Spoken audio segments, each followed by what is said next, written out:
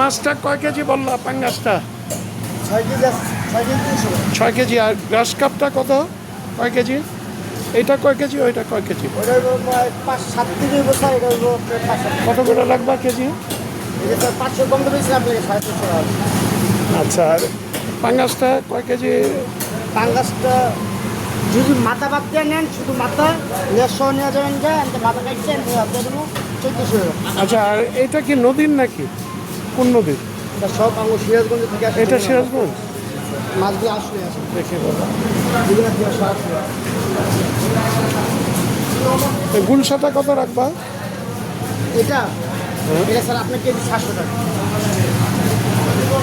হ্যাঁ, আমরা মাছ বাজারে আসলাম ইনশাল্লাহ। আর এই যে পাঙ্গাসটা এটা এখন ও যে মাছগুলি দেখালো প্রত্যেকটাই প্রায় নদীর মাছ। ওদের এটার কেজি কত চাচ্ছ?